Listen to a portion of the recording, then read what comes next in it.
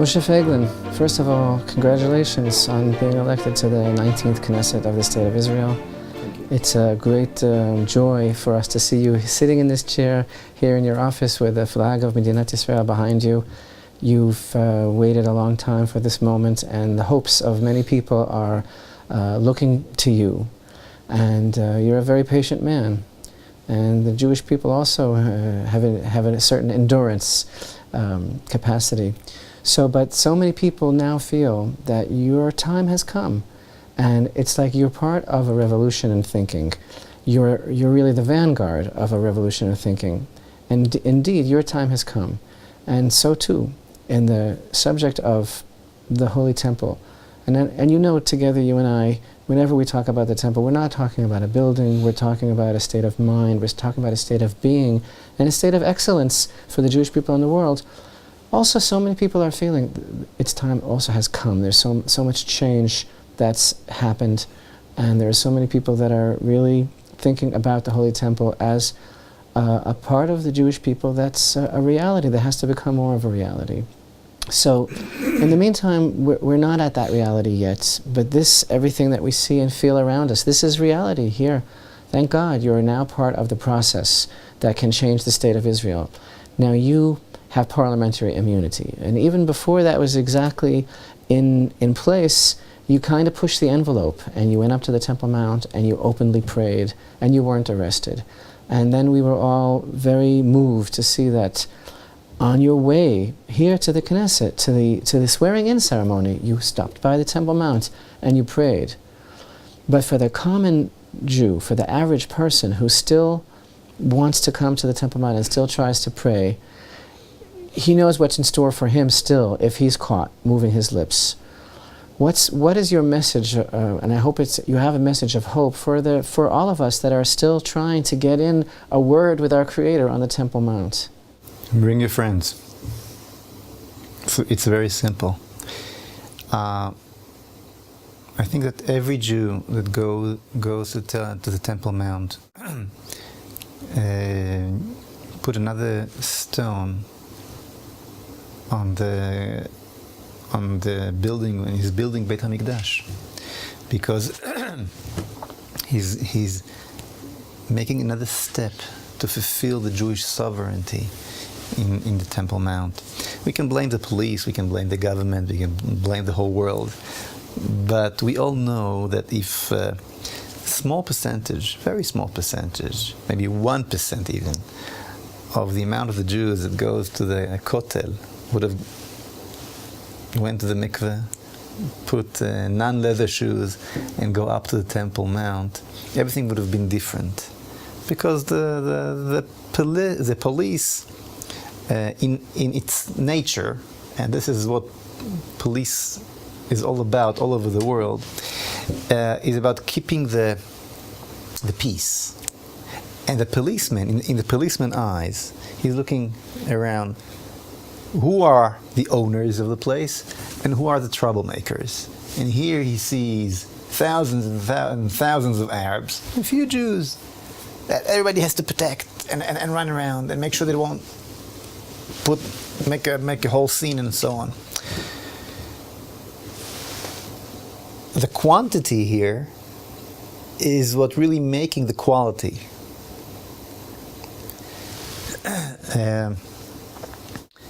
And the fact that not enough Jews going, much more than before, Baruch Hashem, we're making process. And thank God, I thank Hashem of giving me the opportunity to help that process. But the bottom line is, bring your friends, bring your family, work on your neighbors, work on your rabbis. There are many, many rabbis that go today to the Temple Mount. Pressure them. Rabbis need to be pushed, always.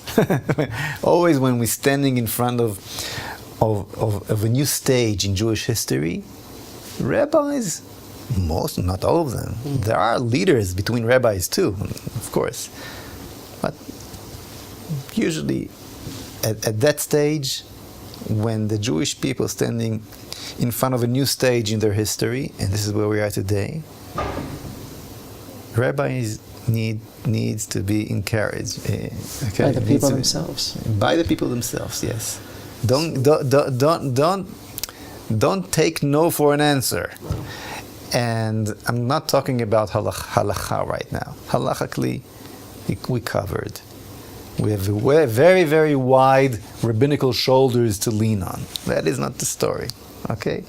All kind of fears, all kind of establishment fears, all kind of chumrot here and there, not seeing the whole picture. The picture is that you can be machmir on something that refers to you personally. You can take a chumrah yourself. Stringency.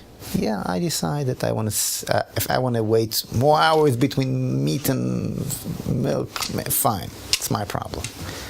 But if I decide to take a chumrah upon myself, and don't lean on all those hundreds of rabbis that goes to the Temple Mount, I don't take this chumrah only on myself.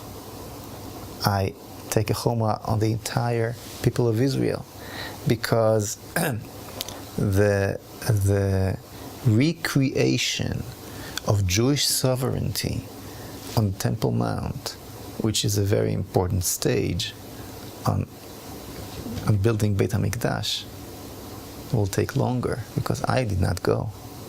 It's not a personal question anymore. This is a national person. When you decide not to go, it's not a private decision. You're part of the nation. So you're asking me how to do it? Encourage your friends and your neighbors to go. Because people are going to be hoping that maybe you're going to say that now from the Knesset we can hope for legislation, but what you're really saying first and foremost is that the people themselves have to make the change. Of course. I'm going to continue going there myself and other Knesset members. Things are changing for the good. We see a change in the court's attitude. They're already asking questions. Why are you not letting them pray? There's no law that says that Jews cannot pray and so on.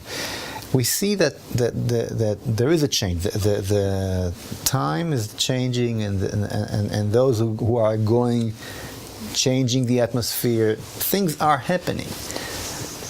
But I pray and I hope that we'll do our share as leaders, as Knesset members and leaders. But the bottom line will always be the people. About the disconnect, though, that the people have, and the inherited disconnect. I mean, the Prime Minister said that he would like this year to be under the theme of the heritage sites of the people of Israel, and yet, ironically, the Temple Mount isn't even listed on that list of the treasures of the Jewish people, and that kind of broadcasts, God forbid, some sort of disinterest. So what's that all about? Yeah, it's funny, isn't it? Look, everybody's afraid. Everybody's afraid of the Temple Mount. The whole world is afraid of the Temple Mount. Because, the pasuk says, "Ve'asu li mishkan ve'shachanti betocham." Let the Jews build me a home, and then I'll be in each one of them. Many of us saying, first, HaKadosh Baruch Hu needs to be inside, and then we'll build Beit HaMikdash, and we'll be at the right time, at the right conscience, and so on. But that's not what the pasuk says. The pasuk says, build Beit HaMikdash, and we'll be inside. It's one of the mitzvot that the Rambam is counting in his book. It is very simple, and the whole world knows when we connect ourselves back to that place, Hashem is with us. So they're trying to avoid it. On the other hand, the good part of humanity are longing, waiting, desiring for the new message to come out of Zion. Waiting for the Jews to fulfill their purpose in the world. The whole reason for anti-Semitism, the deep reason for anti-Semitism, is we not fulfilling our duty, not spreading the message of Hashem to the world, the message of freedom, the message of life. What is Beit HaMikdash? What is the Temple Mount? What is it all about? It's the point where metaphysics and physics combine and create life, like the human being, the spirit, the soul, and the body. The connection between the two is the secret of life. The connection between God and earth, Hashem, God says, is through this place. So this is the source of life. You're really one of the only Knesset members that speaks very openly, directly, and proudly about these concepts, about the essence of what the Jewish experience is all about and what our message is for the world and how that centers on the Holy Temple. And it's widely assumed that it's that very fear that so many of the Jewish people fear the reality of the Temple, which is responsible for the free hand that somehow has been given to the Islamic Waqf to continue a campaign of destruction of the evidence of the Holy Temple. It's one thing destroying the evidence and the stones, but it's the other what it represents, that with the state of Israel should allow this entity to continue this terrible destruction on the Temple Mount. Do you foresee any possibility that the Knesset can become more involved in that whole tragedy, so that we can broadcast a clearer message of national pride, at least, as far as our identity with the Temple Mount? Look, what's going on the Temple Mount is horrible, definitely. And you already know my shita. I don't blame others. I blame myself. I cannot change them. I can change myself. And when I'm saying myself this time, I'm talking about the state of Israel, not the Arabs. We open the door for them to do whatever they want. Basically, we are afraid of our identity that is coming from there, not leaning or connecting. It's coming from that place. So we rather let others take this place from us. This is the truth. I mean, we took off the Israeli flag from the Temple Mount 2 hours after we got this present from the King of Earth, and gave it to the children of the slave, the children of Bnei Ishmael, right? So there's a lot of work to do here with ourselves. Moshe, you're, as a candidate and now as a Knesset member, one of the exciting things about you is that you have such a clear platform about every issue. You have a program about all of the things that are facing the Jewish people, and you speak in a very direct and articulate way. So now, no pressure, but as our concluding question, what's the plan? What's the plan? Everybody's asking you this, but obviously our viewers that love you very much and honor you and respect you and feel that they've known you for so long. You were with us last year on International Temple Mount Awareness Day. You were gracious enough to address the dinner in Dallas a few months back. And there are so many eyes that are looking to you towards a voice of reason and clarity and Jewish pride in the Knesset. What can you tell us about the future, God willing? That time will come, and the state of Israel will be led by a leader who was Yireh Shamayim, who wished to fulfill God's will and take the Jewish people towards their destiny. There's no shortcuts. This is the path.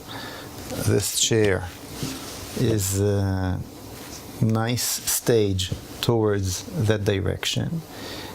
And as fast we'll continue and finish the journey, the goals will be fulfilled.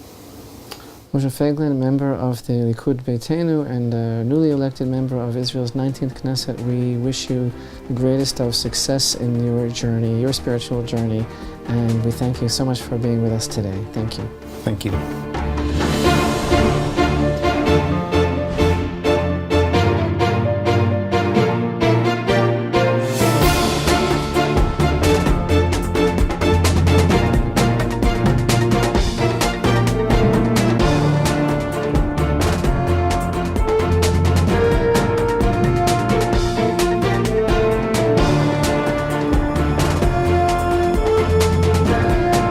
Yitzchak, it's hard to believe that we've actually reached the end of our broadcast, but hopefully for a lot of us it's the beginning of a whole new inspiration, a whole new excitement about the Holy Temple. And I think that this 4th annual International Temple Mount Awareness Day broadcast has really accomplished its goal. Its goal was to bring a glimpse of the Holy Temple to everyone, and it's such a multifaceted world. There's so much to experience, there's so much to know. There's the knowledge of Hashem, which is going to become the most precious commodity, that's going to cover the earth like the water of the sea. And there's so much to do. I think we really learned that as well, Rabbi. So much to do. People that we interviewed, people we talked with, were doing. They roll up their sleeves. They're doers. They sight the new moon. They go to the Temple Mount. They go scuba diving for snails. They teach voice. They get elected to the Knesset. Get elected to the Knesset. Nobody's guest sitting around just that talking. we ever have. No guest on International Temple Mount Awareness Day is going to just believe that the temple, la la la la la, is going to be falling down from heaven. Rabbi. Don't even say it. I mean, look at this beautiful words. picture here. I mean, the temple is going to be built. There's going to be a construction crew there. Can you see? There's going to be cranes. It's going to be absolutely unbelievable. And you know what? The 4th annual International Temple Mount Awareness Day really makes me realize that that is closer and closer, and the palpable excitement that all of these people feel. I mean, the common denominator between everybody that we've been talking to is that I have got to do as much as I can in my life with the tools, the talents, the knowledge, the inspiration that Hashem has given me to see to it that I am not the one that holds it back. And it's just, there are so many people. This is just a little taste that we've shared with you of some of our friends, but you know what? It's a movement. And there are so many people that they've had it. They've had it with the status quo, and they're all just embarking upon this journey together and declaring it's time for the Holy Temple. And you, who are so much a part of everything that we do, you're also really clinging to the same message with all of your hearts and souls. And we thank you from the bottom of our hearts in the name of the nation of Israel and the Temple Institute for being part of the vision, the hope, the dream, the promise of the rebuilding of the Holy Temple in our lifetime. What a perfect beginning for the month of Nisan, the time of redemption. So thank you for being with us. We wish everybody a very, very joy-filled, kosher Pesach, Passover festival. And maybe if we work hard and act fast, we can actually do the Korban Pesach right there at the Temple Mount, what we saw this afternoon, and all meet together around the table. And don't forget, as the sages emphasized, the month of Nisan is the month in which we were redeemed, and the month of Nisan potentially is the month of redemption. It's up to all of us to make it happen. And thank you so much for being with us on the 4th annual International Temple Mount Awareness Day.